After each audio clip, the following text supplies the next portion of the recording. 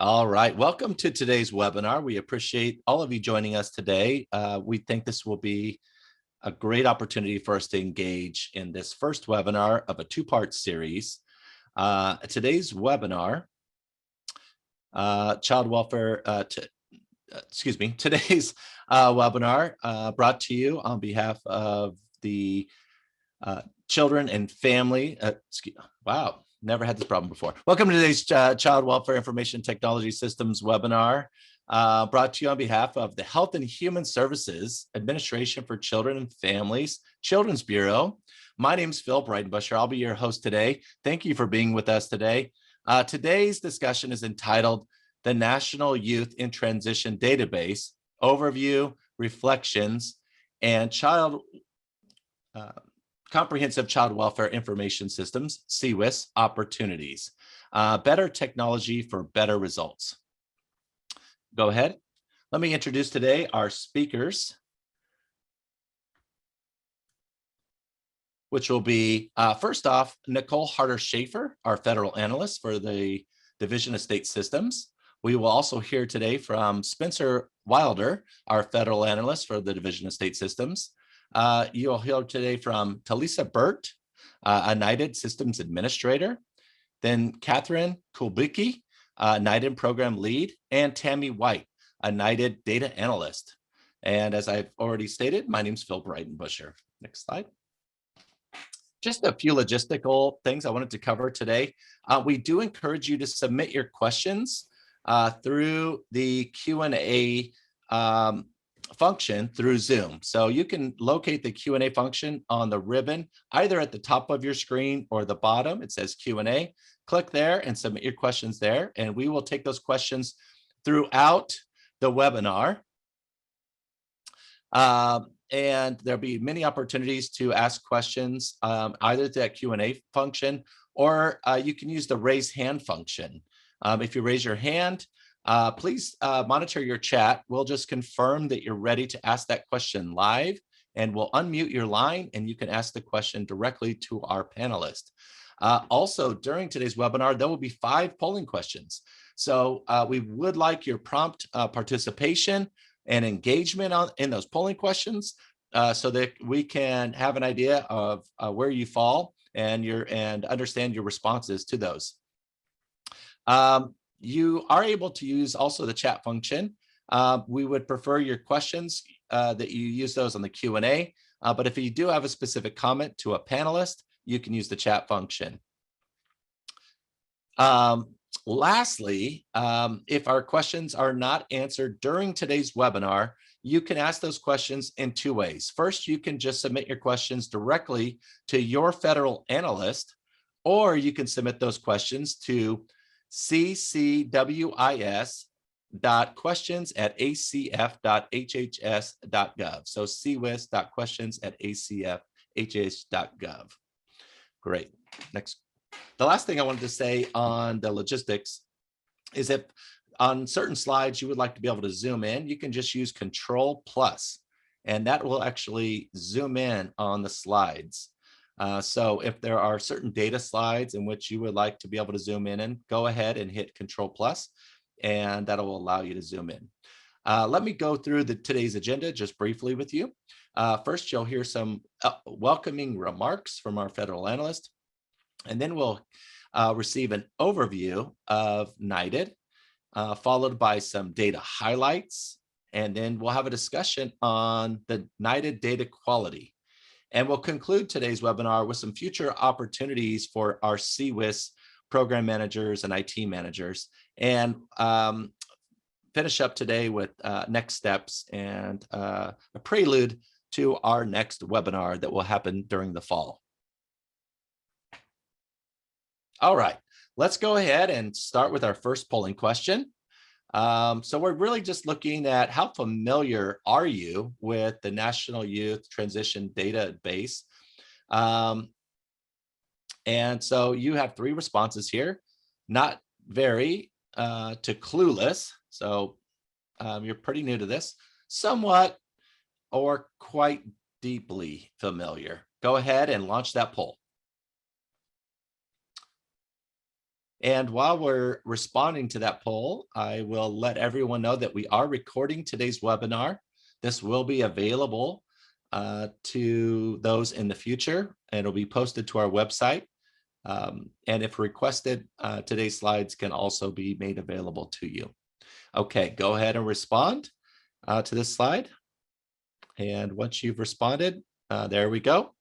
Okay, excellent. So we're in the overnight, close to 90% are in the somewhat to quite familiar with NYTD. So that's going to be excellent. Thank you so much for responding so promptly to our first poll. That's going to help our presenters know our audience. And we do see that about 11% are not very familiar at all. And I think you'll find today's webinar, specifically this first section on the overview, very helpful for you. We'll go ahead and close out those results. And at this point, I think I would like to introduce our next speaker. We'll move on to the next slide. Our next speaker, Nicole Hardesty, who's a federal analyst. Thank you and welcome, Nicole. Thank you, Phil. Welcome everyone to the CCWIS webinar. This, as Phil said, is the first part of a two-part webinar focused on youth with our partners at NYTD. We anticipate the second webinar will be in the fall of 2021 and will feature the perspectives of youth on the NYTD implementation and how the data can improve the lives of youth who are reaching young adulthood.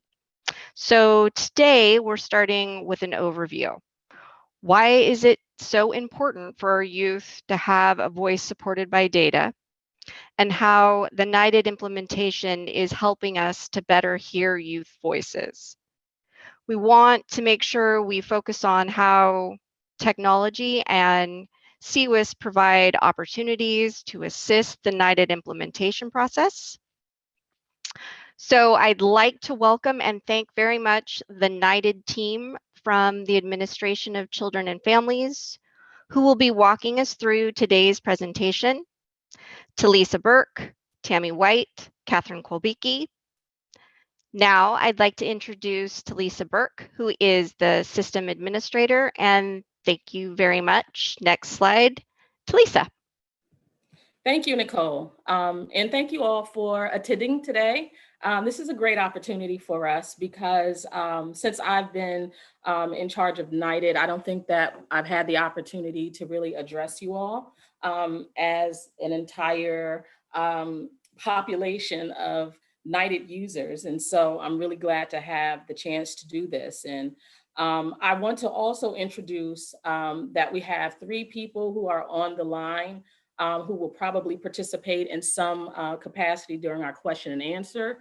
And those are our technical specialists, who many of you are already familiar with: Andrea Grimaldi and Prashant Nagapaga.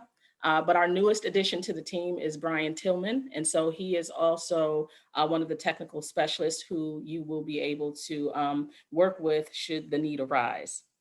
But what we've already looked at here through the first poll was that most of you are at least somewhat familiar with NYTD, varying capacities of experiences, either through our federal partnerships or either through program delivery or system development. And what this will do now is just give us an opportunity to provide some more background to you on what NYTD is, where we're headed, and what other opportunities lie ahead. Next slide. So most of you understand NYTD as a data system, right? So this provides us, again, with an opportunity to look at NYTD beyond that, but to look at NYTD as an enterprise system. And that will probably change how you see the work that we perform here. So we'll start with data systems. That's pretty self-explanatory. We make sure that the system functions and meets all regulatory and security requirements. This work also includes system modifications and updates as necessary as well. Then we have the data collection and compliance process. This is where we conduct semi-annual collection efforts from states.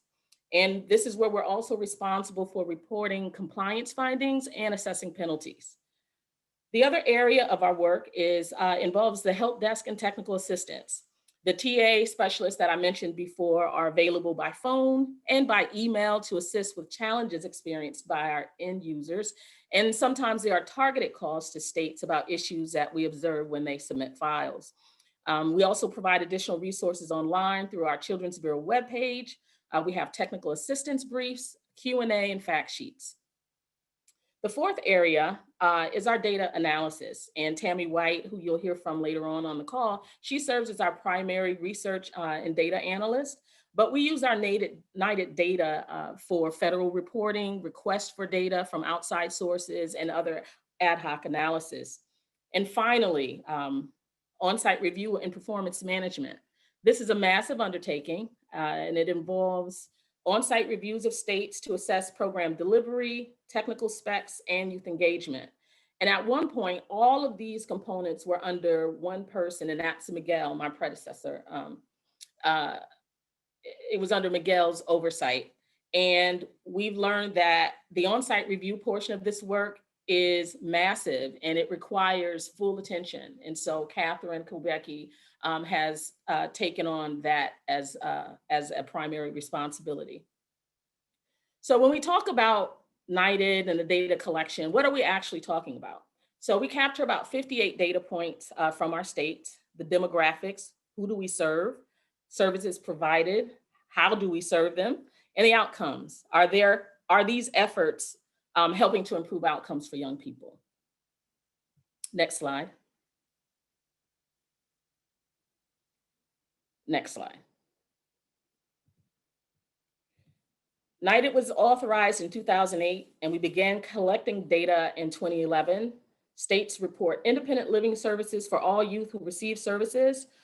We capture outcomes data through surveys administered at 17 for youth in care, again at 19 and 21.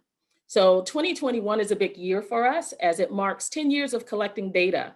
And at the end of this year, we will have 3 full cohorts of data to analyze. And I think that that's going to be a great opportunity for us to see over the long term what our data looks like, what the outcomes look like for young people. And so I'm really, really excited about being able to get to that work this year. So what I'd like to do is turn it over to Spencer, who's going to talk about what this actually means to our CCWIS systems. So thanks, Talisa. Good afternoon, everyone. My name is Spencer Wilder. I'm the newest member of the DSS team. I'm excited to be here. And we want to start to move our conversation around NYTD and how that is going to work with CCWIS. So next slide, please. So we thought the best place to start is pretty much at the basics and setting the foundation. So I want you in your mind the slide is titled what we need. And I want you to put a couple of dots, and after that, it's what we need from our end, and that's from DSS and ACF. And these are the basic requirements that we're asking for all CCWIS applications to have. You all should know that we're asking that the data that Talisa just talked about, all that data should be documented, should be captured in your CCWIS system. It may not be reported out of that, but you need to have the basics for that information in your system. You have to have data quality. Here again, we're talking about it being timely, being accurate, and being complete. There must be some element of data quality wrapped into and incorporated into your CCWIS system, just to make sure that the data that you're reporting is beneficial. And lastly, you have to make sure that any agency outside of your child welfare agency, community-based agencies, anything that is deemed a child welfare contributing agency and is providing any kind of support, that has to be, there has to be an exchange, there has to be, that data has to be stored and captured within your CCWIS application. So these are the kind of must-haves. These are the non-negotiables. These are the things that we know from our end, from a federal end, that we're asking for each one of your applications to in some way incorporate. So this is our piece of the pie. Next slide, please. So you're going to notice this is a polling question, but here again, the title of the slide is what we know, and ... And this is from your end. We know that this is the hardest population to serve. You're talking about longitudinal studies. You're talking about trying to track kids at different points in time, especially right after or soon after they leave the foster care system, which is extremely difficult to do. Many of these things we'll discuss a little later in the webinar, but we've noticed that there are 4 general areas that people have issues around and challenges with, and trying to figure out how to make their system really reflect that. And so you'll see identifying the most appropriate or the appropriate survey population. That is a big deal. We're working with cohort data. So how do you make sure that you have all the folks and all the participants and all the youth that you're supposed to have at those different times? The second part is just the survey collection. Are you using the proper instruments? Do you have the proper things that you need to measure at the proper times? Are you getting the response rates? Can you find and can you keep the youth engaged? And lastly, are you documenting services? So across the board, we think that these are the 4 areas where all states have some challenges in trying to make sure that their application in some way can support data collection throughout these areas. So what we'd like to do now, just as a little polling question, is to have you respond and to see and get your input on where you are in these areas and if they are challenges for you. So I'm going to ask that question be launched. Thank you.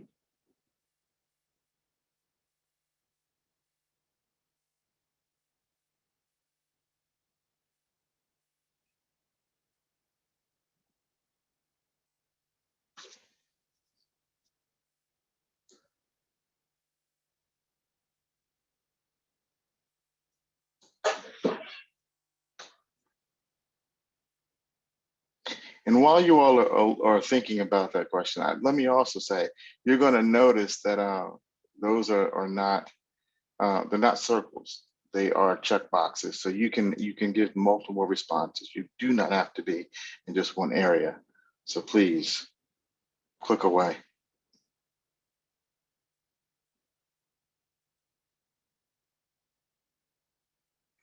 Wow.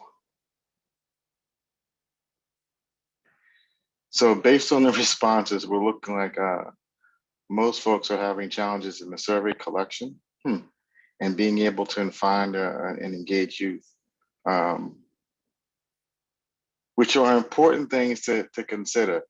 That is almost 54 and 70% of you all are having issues finding and engaging youth.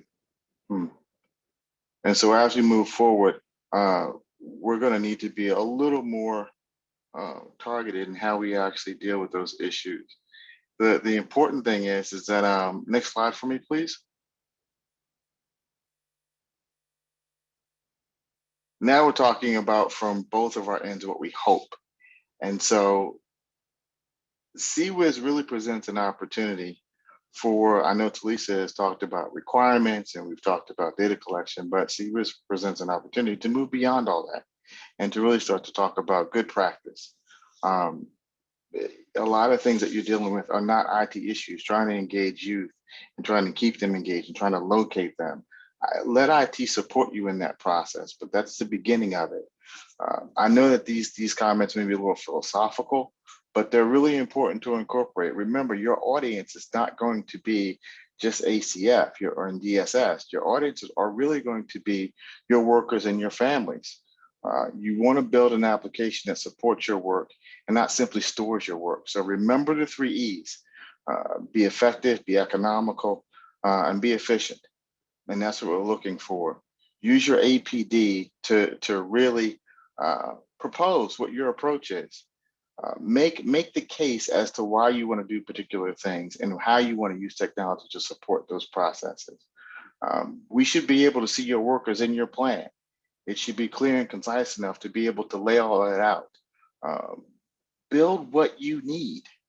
I remember when I first started here with the agency and even before, and Terry White would say, this is an opportunity for states to build what they need.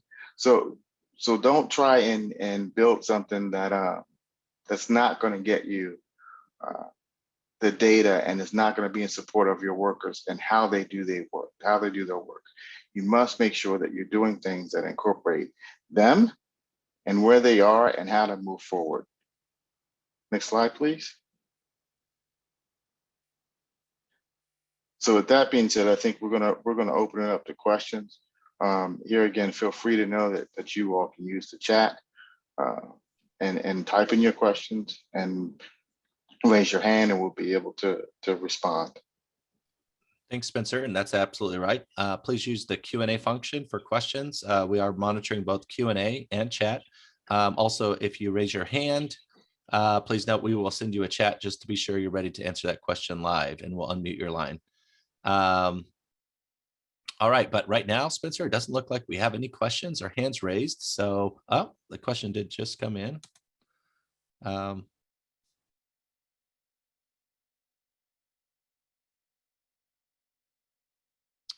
And I'll go ahead and read the question since it's just come in. To meet CCWIS requirements, can states use an external survey tool to collect NYTD data, or should the survey be integrated in their CCWIS system? And I'll open that up to our CCWIS panelist. Hey, Phil, this is Teresa. I will go ahead and answer the question. Yes, you can use a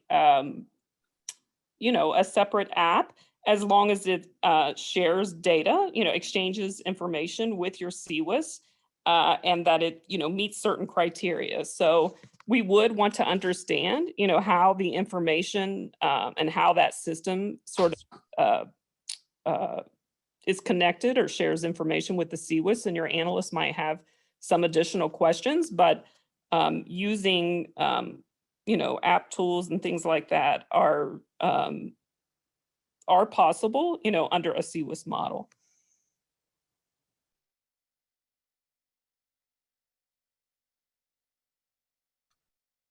Great. Thank you, Teresa, for taking that question. We do see a few questions coming into the Q&A. We appreciate those. We have several Q&A opportunities throughout the session. I'll just take this second one. Yes, we are recording the webinar and they will be available later. But I'm going to go ahead and David, and we're going to move on to the next section. We see questions in the Q&A. We'll jump back in just a few minutes to begin answering questions again. And so please continue submitting your questions. Thank you. And at this time, I believe, Tammy, you're going to take it. Yes, good afternoon. Hi, everyone. Welcome. I am Tammy White, one of the NYTD data analysts. Many of you may know my name. I'm just going to give you a real quick look at some of our more recent data. You can find additional data reports on our website. And so feel free to get on the Children's Bureau website, NYTD page, and look to see what's available. But I'm just going to present a couple high-level reports here. You can do the next slide, David, please. First of all, as Talisa probably reminded you, NYTD collects information on youth who are provided independent living services. This is information reported to us by states. I believe it comes directly out of their CCWIS systems. We have, as Talisa said, have been collecting it for 10 years now almost. And we haven't seen much difference in the percentages of young people who are receiving these types of independent living services over the last few years, with the exception of the last couple of years. As you can see that in these 14 categories, states report to us whether the youth has received at least one of those services in each of those categories. So they're multiple response categories. And they've remained fairly consistent. Academic support has consistently remained probably one of the top independent living services provided and reported by states. And that's remained fairly consistent. But over the last couple of years, 18 and 19 in particular, we've seen a slight decline in the percentage of youth being reported in these services. And I think this is a good opportunity for states to kind of think about how data are collected and engage youth in the types of services that they want to see. And so I think this is a great place to say, well, is this a reflection of perhaps better data collection, that we're better able to identify the certain services that go into these categories? Or is it that as a service provider, as one of our service providers, we're not kind of offering the types of services these youth want to engage in. And so we're seeing a drop off in uptake. But I think it's a real good opportunity to generate discussions with states and with program people, to have an integration of IT and programming discussions on services. Next slide, please.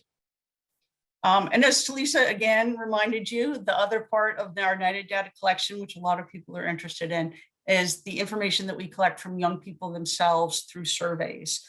Cohort 2 is the most recent complete cohort we have currently. As Talisa noted, the 21-year-olds for Cohort 3 are being interviewed, are being surveyed this year. So we won't have that information until probably winter of 2022, January 2022 maybe. But this gives you a slight glimpse of what Cohort 2 young people are saying, which honestly didn't vary so much from responses from Cohort 1. The response rates have been higher, but the actual types of responses and the information we're getting hasn't varied so much, which is kind of interesting. But as you can see at our baseline population, we had almost 24,000 young people at age 17 who were eligible to take that survey, and a little over 16,000 of them took that, which is a great response rate for age 17, 69%. And as you get, at 19 and 21, you expect to see a drop in response rates. But the states did really well, considering as it's harder to find, as you all said in your earlier survey, one of your most challenging things is to locate youth. And we often find, we have seen that at 19 and 21, the reason for non-participation is unable to locate or invite is probably one of the top reasons why a 19-year-old or 20-year-old doesn't respond to the survey. But I just wanted to note on this slide that you'll see it, particularly at 19, and it carries forward in age 21, that the eligible population has dropped. Is much smaller than that 16,000 that were eligible at age 17. And that's because states have the opportunity to follow a sample of youth going forward. If their 17-year-old population is so large, we take a random sample and they follow those forward, which reduces the number of young people eligible to take the survey at 19 and 21. And for Cohort 2, 15 states took that option. And so that's why you see those numbers, the denominator drop pretty significantly there. But again, the survey participation rate at 19 is 72%, and then it was 64 and 21%. So states are doing quite well at trying to engage older youth. Next slide, please. Just to give you a quick overview of the young people who are in Cohort 2. And again, like I said, it's very similar to the other cohorts. So, and this is very reflective of our foster care population, which I think is kind of encouraging that we're not seeing dramatic response, non-response bias from a certain demographic group, roughly half and half males and females, just under 2/3 white and about a little over 1/3 Black African-American. American Indian population remains pretty small as it is in our foster care population overall, and Hispanic at 21%. Next slide, please.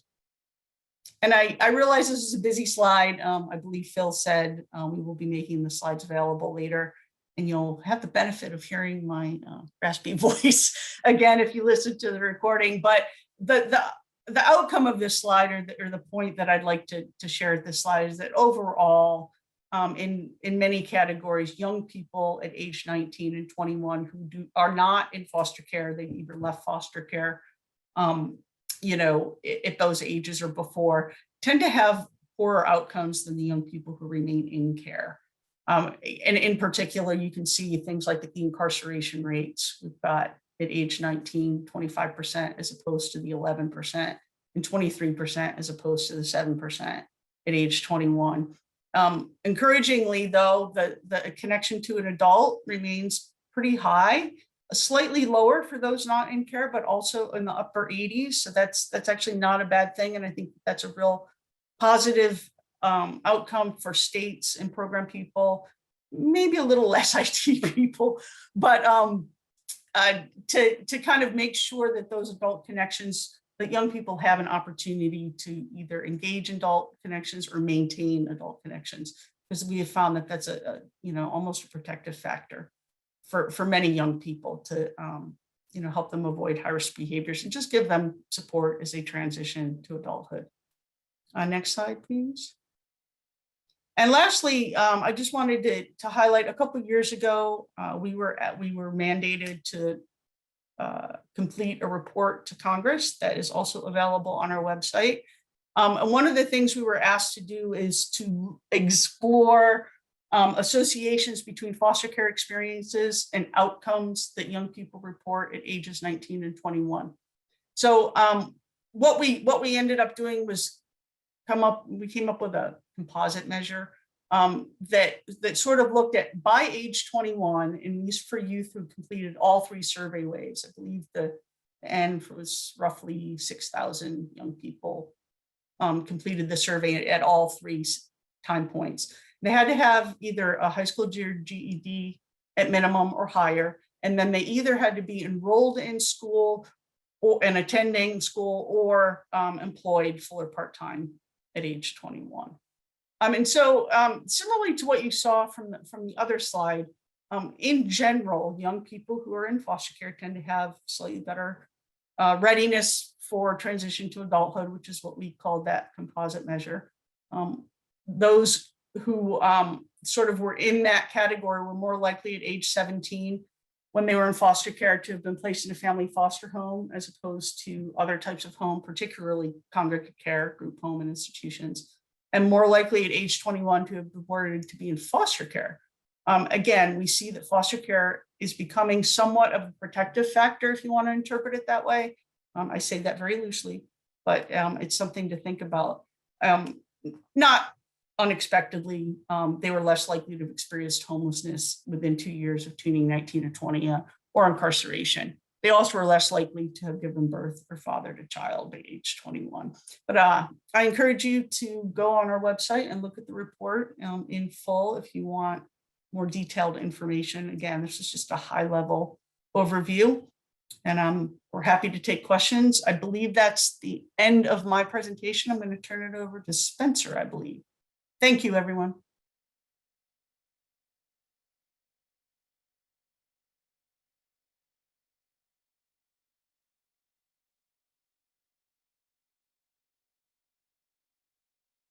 Great. Thank you very much, Tammy. Yeah, we will have Spencer joining us just a second. While Spencer's able to join us, there is a question here. I'm going to go ahead and read this question. And this question asks, in the past, you used to share employed full or part-time separately, but the recent data combines both. Was there a reason to combine the two in the recent reports? And I think, Talisa, you want to take this question. If I can defer that to Tammy, please. Oh, okay. Thank you, Talisa. For the historical aspect. Thank you. Oh, awesome. Yeah. Tammy? And my sincere apologies. I was responding to Talisa in a chat about something else. Could you repeat the question? I apologize. Oh, yeah, no problem. In the past, NYTD used to ask the states to share employed or full-time or part-time separately, but the recent data combines them. Was there a reason to combine the two in the recent reports? Oh, that's a good question. You are correct. They are reported separately, and we included it as an either or question because as we were discussing sort of what you would want to look for someone who is more ready to become, a little more stable, any type of employment we wanted to include as a positive. So we included that as an either or part for that piece. To show that you were at least employed either full-time or part-time. That was a manual collapse, not the language or the question has not changed. I hope I answered that question. If not, please feel free to follow up. Okay, awesome. Well, thank you for that response. And again, I'll just take this opportunity to continue to encourage our questions. Spencer, go ahead. Yes. Thank you, Phil. So we have our next slide, please. We have our next polling question related to data quality and NYTD. And so the question is basically geared towards seeing how your data quality plan should really be a combination of all the information that you can gather. So between your NYTD state reviews, between any data you get from your program folks, how are you actually using that to pull into a data quality plan? So I'm gonna ask if the question is launched and see exactly where you all feel you are in this particular area. And as you're answering that question, I think it's important to note that that's one of the things that CCWIS is really, the spirit of CCWIS is really about, and that is to make sure that you have a good marriage between program and IT. And so on a regular basis, you should be getting information from your program staff about how they're using that data, how they're capturing that data, and it really should be an integral part of your application. So we want to see whether or not you're using all the sources at your disposal to build your CCWIS application, and make sure that the bottom line is that you can build an application that supports best practice.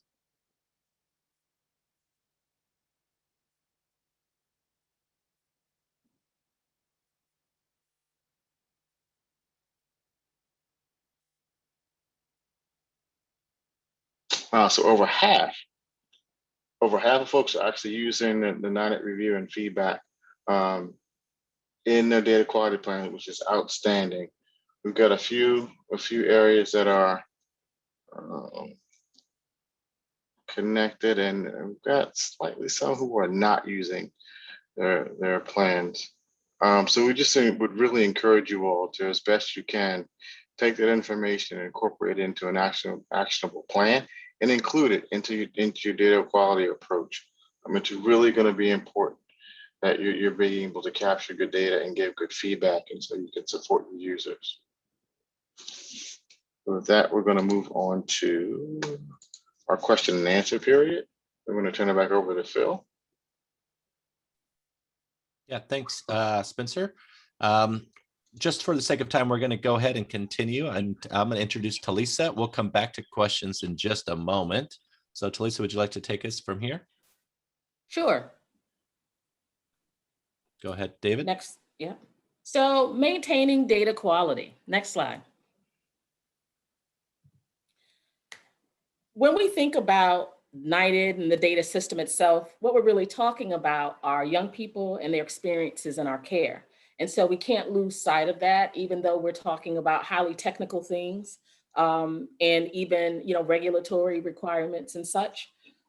And so it's important to be sure that the information that we're collecting from states are accurate. That's the only way that we can tell the best story about what young people are experiencing and what services that we're providing to them. So we do have a number of systems in place to kind of help ensure data quality. This illustration right here is a very high level depiction of the data collection process overall, right? And so it starts with the states collecting the data and using the NDRU if they choose to use that before transmitting a file to us. When they transmit the file to NYTD, it goes into our database. We have two of them, and one is at NIH and the other is at Park Lawn. And from that database, the NYTD portal can access that data. So that's why when you log into the NYTD portal to submit your actual file to us or to look at your compliance findings as state users, that's where we're kind of drawing the information about your state from. And the federal users also use that to generate reports, to pull data, and basically to generate compliance for our users. Next slide.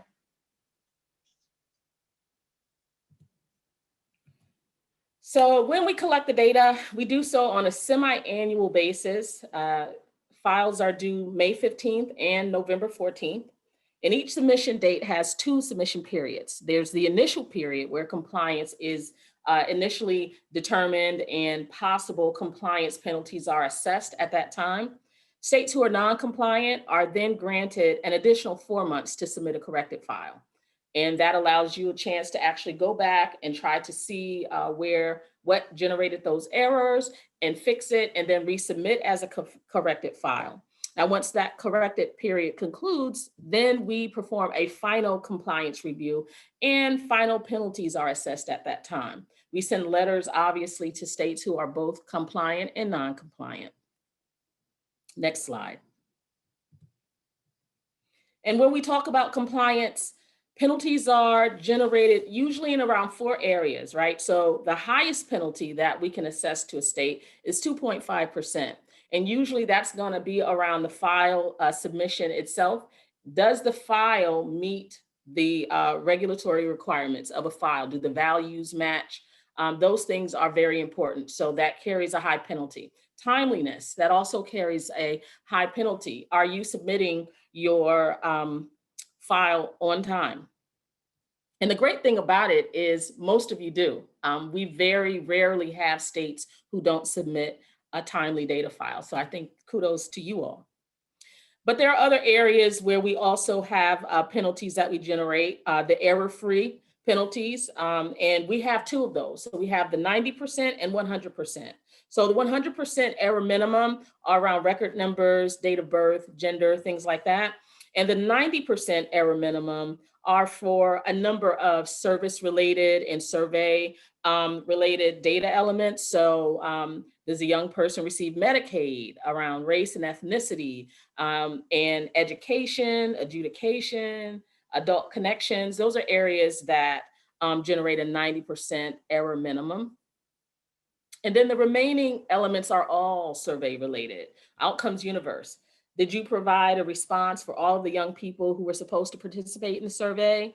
And then 2 around participation. So were you able to follow up with at least 80% of the young people who are still in care as a follow-up population? And were you able to follow up with at least 60% of the young people who are no longer in care? And we know that the young people who are out of care are the most difficult and challenging to find, but we're here to help you with that. Next slide. So when we talk again about some tools that we have around data quality, we do have 2 systems in place, 2 data quality checks in place. One is the NDRU, which I referred to earlier in that illustration. It's the it's the United Data Review Utility, the NDRU. And that allows states to run a preliminary check of compliance on their file.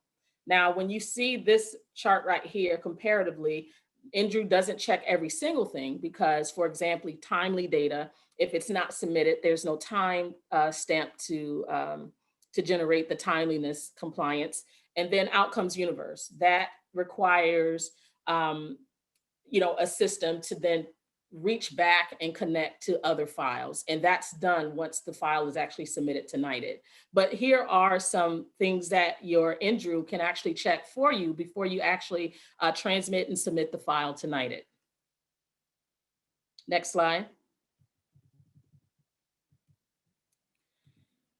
The great thing about being in service for 10 years is that NYTD is poised to elevate, right?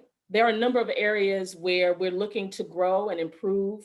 Among them are our partnerships with you all as we work with CCWIS and the DSS teams, but also in the entire NYTD process itself, right? So we definitely want to continue to improve data quality, and that means using data and federal and state feedback to inform training. We want to have targeted TA around data quality issues and compliance. And that means more of us looking at the files that you submit to us and look at some of those other errors that might be generated or DQAs that might be generated that don't necessarily generate a compliance. Because if we can help you clean that up, then that improves the data that you are able to submit to us. You'll also see some improvements on our website and access to online resources. Don't look yet, but those upgrades are in process because we want to make sure that the tools that we do have are useful and accessible to you. So you'll also see some improvements around access to data. We definitely want to create more data products. I know that we had a question about disparity around race and gender. And so those are elements that we do capture in our surveys with young people. And there's room for us to do some analysis there. And it's especially going to be useful now that we have 3 whole cohorts of young people to actually analyze the data for. So I think you'll start to see some growth and improvement in those areas, and also creating ways for you to access your NYTD data in ways that are useful to you. We want to improve portal functionality, automate certain features, improve the report functions. We've started to reinstate some of the reporting functions that we've stopped for a while. And so you'll start to see some of those things. We'll be rolling that out for you so that, again, you'll be able to look within our portal and find your data and see some meaningful analysis that we're able to do to assist you. And overall, update the interface, right? So NYTD works as NYTD works, but if there are areas that we can improve, we definitely want to do that. We'll be reaching out to our end users for feedback on that as we move forward as well. So we definitely look to have your input on that. And then finally, performance planning. We are, with Catherine taking over for this realm, we are reassessing the on-site review process. What does it look like? What is the experience like for states? We're looking at the program improvement process and the reports that we generate from the reviews, as well as the performance improvement planning process. Those are areas that we're looking at and seeing if there are ways that we can make improvements there. And as well as growing in our support to states around youth engagement, because as you described already, sometimes getting young people to participate and engage, or finding and locating them, are challenges that many states experience. And so we want to try to grow in our support to you in those areas as well, especially using some of the JBS, which is a contractor for support. They offer a number of resources. And so you'll start to see some improvements in how we function as an entire NYTD team as well. So what I do want to do is turn it over to Catherine Kubecki, who is now our lead for the on-site reviews and performance planning. And she can tell you a little bit more about her work. Hi, thanks, Lisa. So I'm Catherine Kubecki, and I joined the Children's Bureau less than a year ago. And I have been working with the states on their NYTD reviews and the NYTD improvement process. So I'm sure one of the many questions that would come up, and probably may already be coming up in the chat, is when we will start doing NYTD reviews again. We are planning on starting to do reviews again in 2022. We do not know, nor do we even have a glimpse of who may be up first for a NYTD review. There are a lot of things that we have to consider as we start to plan NYTD reviews. We know certain states and certain agencies have been particularly hit hard by COVID, which we will take into consideration. We have to coordinate with our regional office partners throughout the Children's Bureau, and we have to coordinate with the other data collection efforts and the other reviews that are going on throughout the Children's Bureau to make sure that we're not going to be all in one state at one time. So we are starting to think about it. We do plan to do 2 reviews in 2022. So as we figure out which states will be up for reviews, we will let them know as soon as possible, and we will give ample time and plenty of time, because we do know that this is a challenging time to restart review processes again. So the other thing is, with the NYTD reviews,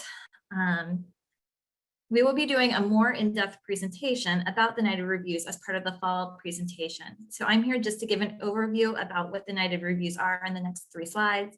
And just to tell people that they are coming again. We will be engaging with everybody again. And we are looking forward to continuing the NYTD review work.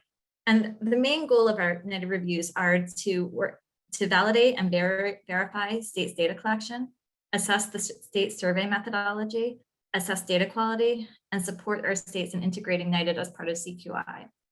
So you will hear more from us, especially as we begin to establish a plan for future NYTD reviews and as we plan to adjust them going forward.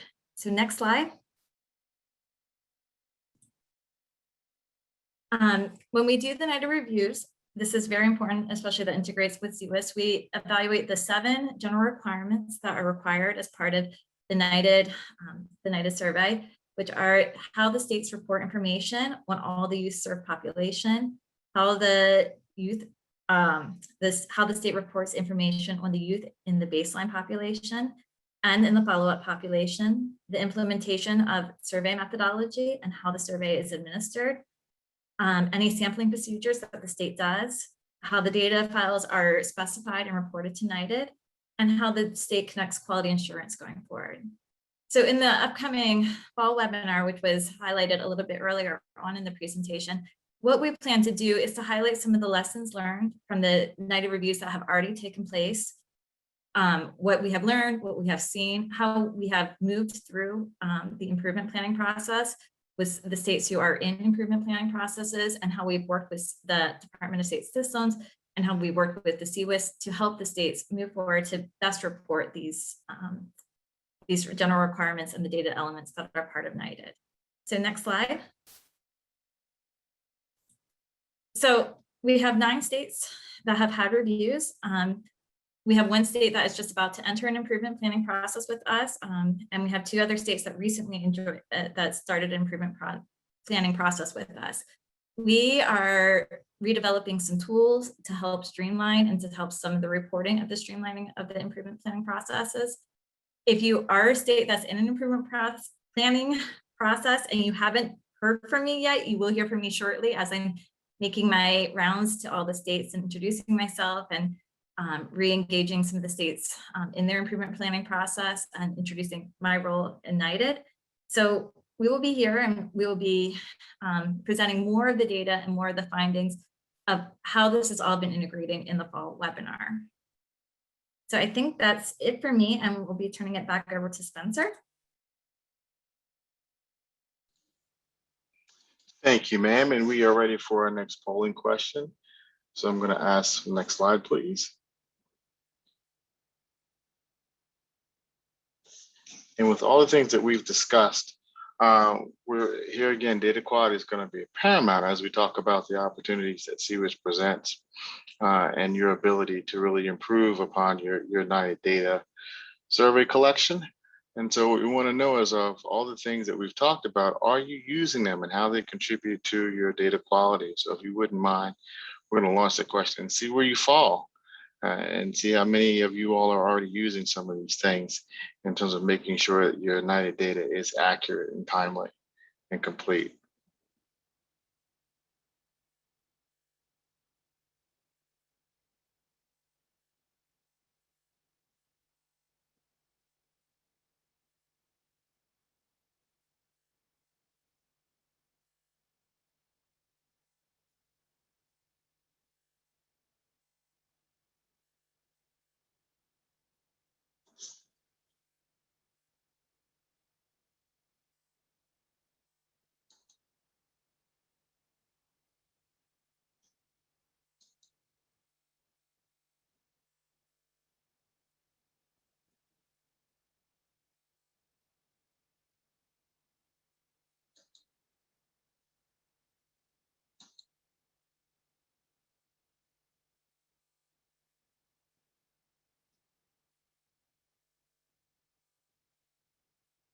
So here again, it looks like the majority of folks, 60%, are trying to make sure the system accurately identifies youth who are eligible for independent limit services or for the NYTD survey. So if there seems to be a theme in terms of being able to find and track this youth and then being able to make sure they're given survey responses.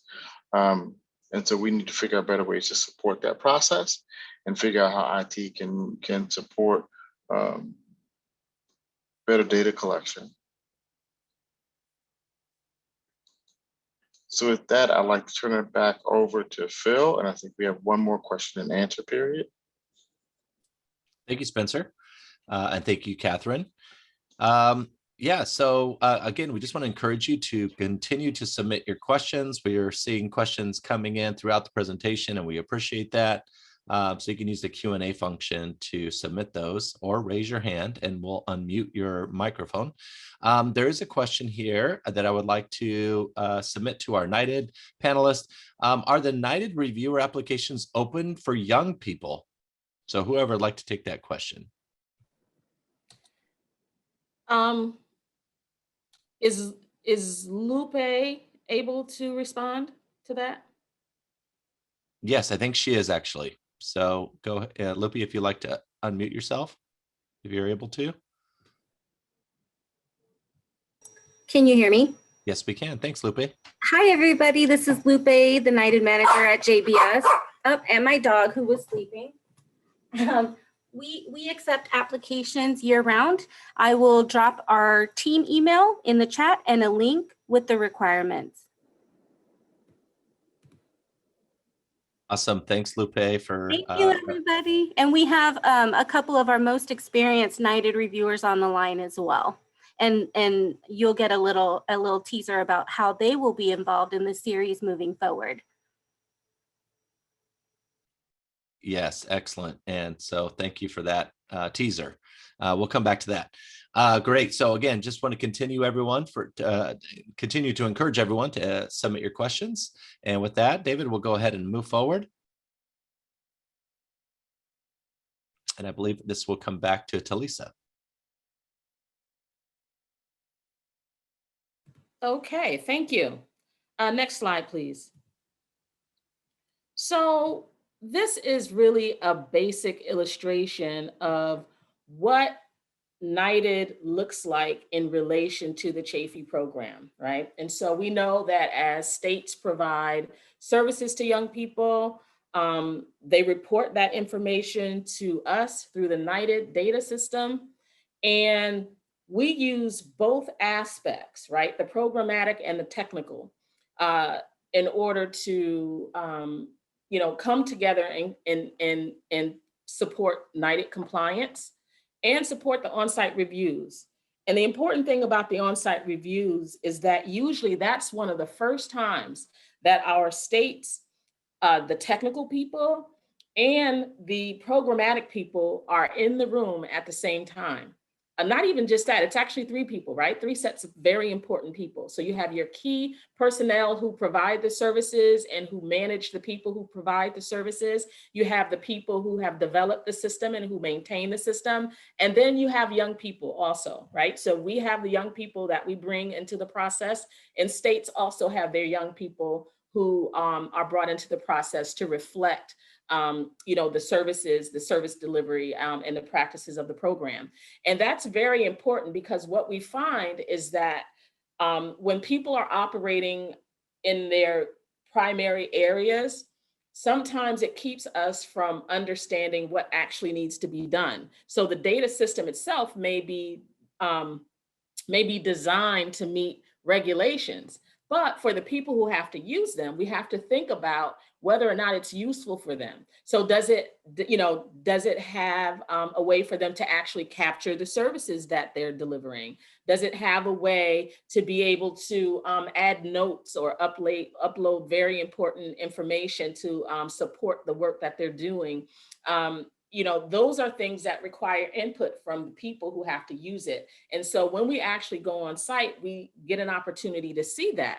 But that combination of the data system and the program is also where we see the greatest opportunity for us with CCWIS. Next slide. And so one of the areas where we found that we can contribute better to this process is by sharing our technical findings from the Knighted reviews. And as states are developing their CCWIS systems or upgrading and updating their CCWIS systems, that they can be mindful of those areas that we identified during our on-site review. Secondly, sharing compliance issues as a part of data quality reviews. Because sometimes, again, there are some difficulties in how people are able to actually capture the data.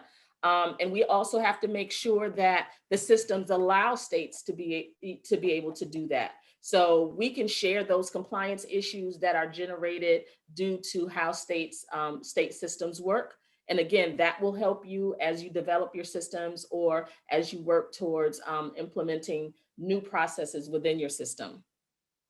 We can also provide technical assistance during NYTD specific system discussions. So when you are developing those aspects of NYTD that you want to incorporate into CCWIS, we can have our technical team be there to kind of help you work through some of the more difficult elements or some of the challenges that you experience with doing that. Because again, we want you to be able to capture all of the data that you're required to capture in a way that is helpful to those who have to capture the data and that allows high data quality so that we can, on our side, take that data and then tell the story of the young people.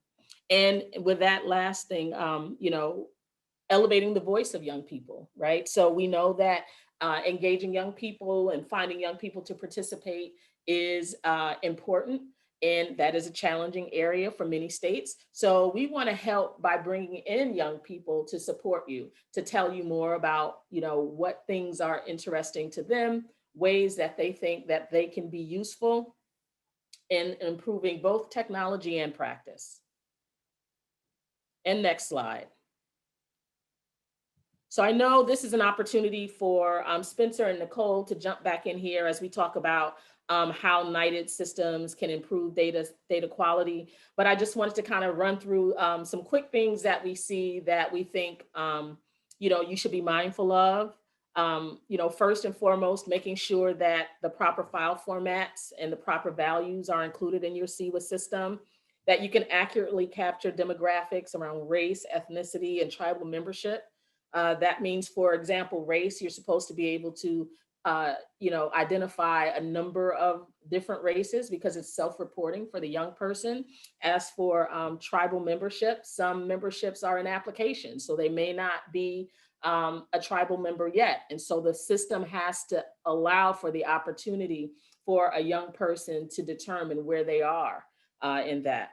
We need to make sure that, you know, the services are delivered and are able to be credited to the state. When we do go on site, that's one of the areas that we tend to see is that sometimes states don't report all of the great work that they're doing. And it's not until we're actually looking at case files to see how your, you know, state program provider was really reaching out to that young person and really supporting that young person. And part of that is ties back to our technical assistance, right?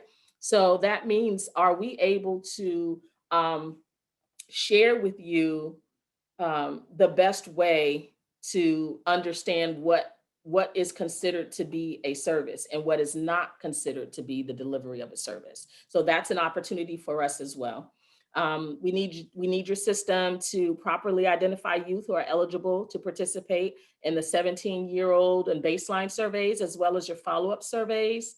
Other helpful areas of improvement are around contact update reminders. Do your systems remind you to, you know, update contacts when you actually have a contact with a young person, or if certain amount of time has passed, do you reach out to them to do or perform some needs assessments, or just to even maintain those connections so that when that next year, when it's time to complete the survey, you have the most recent information.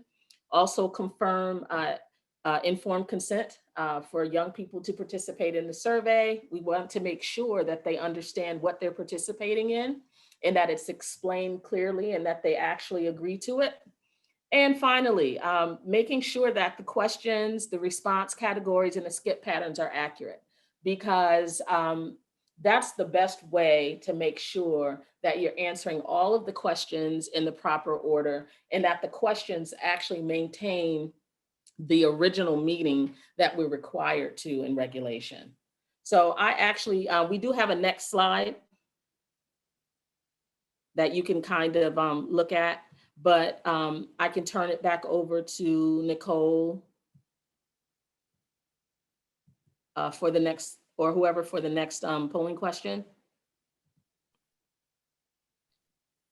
That will be Spencer, I think, but we can go to the next slide. That'd be great. Thank you.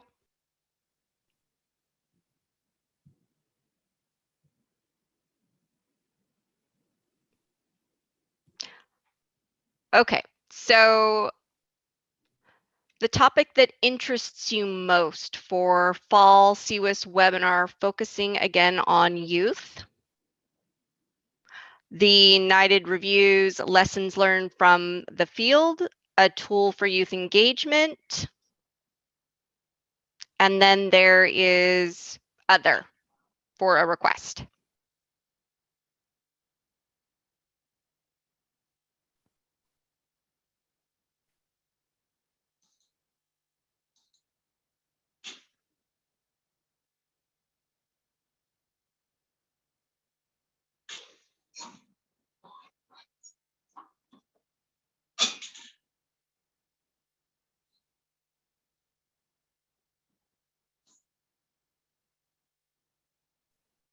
All right, we're just going to give it one more. There we go. We're going to launch. Thank you.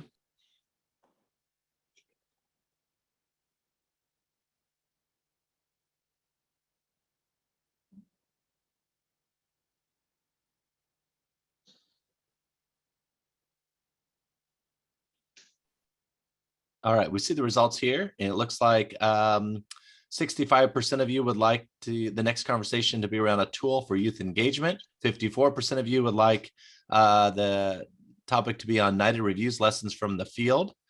And others are responding and submitting their other comments and feedback in the Q&A function, which is great. Thank you for doing that. All right, we'll go ahead and move forward. And we're going to share some resources. And I believe we're going to hand this back to Talisa at this point. Okay, so really, this closes out our presentation today. And this right here is really just a list of, okay. So these are online resources. So we have a web page, and again, that web page, unfortunately, we can't reach it from the menu. So if you go into our CB website, into training and technical assistance and reporting systems, you'll see NYTD in the drop-down menu there. If you have some challenges that you're already experiencing or some questions that you have about NYTD, you can easily reach out to our NYTD help desk at nytdhelp@acf.hhs.gov. And one of our technical assistants, technical specialists, as well as myself, will be able to assist you there. And look forward to our rollout of our new online webpage for NYTD. I think that you'll find it a lot more useful and intuitive and easy to use. Next slide. And now I'll turn it back over to our CCWIS team. All right, well, we just wanted to just go through a few resources here just to wrap things up. So there's a website here on this page that you can link to our federal resources, and that includes our federal guidance on CCWIS, regulations, technical bulletin, information memorandums, toolkits, including engaging youth and other CCWIS resources. Next slide, David. I just wanted to also point out that Lupe has posted in our or we'll try to send that up. There is a link also we can put in the chat for other NYTD resources. Also, we just wanted to note our Child Welfare Information Gateway has, this is the month of May, and it's National Foster Care Month. And so there are several resources we'd like to highlight. So you can access those there from this website that you see on your screen. And just a few as a framework for effectively partnering with young people, engaging youth in the virtual world, which we're all living in at this point, right? Permanency pact, lifelong kin-like connections between youth and a supportive adult. So we encourage you to take a look at those resources. Next slide. All right. Wrapping up here, we're just taking a quick look at our final Q&A to see if there are anything that's come in, and I don't see anything. And again, we'll just give you one moment. If you do have a question, you can submit that now. Otherwise, or you can raise your hand and we can unmute your line. Otherwise, we do appreciate all of our panelists today for being on this webinar. We thank you so much for your wonderful contributions. We look forward to engaging many of you in the fall in our next webinar. And so I see a question has come in. I'll let our NYTD folks take a look at that and let you respond if you'd like. All right, next slide.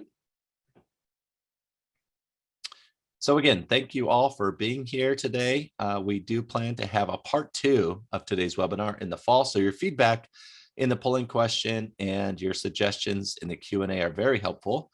If you have continued questions, we do encourage you to reach out to your federal analyst. And of course, you may also submit those questions to CWIS@acf.hhs.gov. All right. I think we'll be able to respond to that question online, and we'll go ahead and move forward.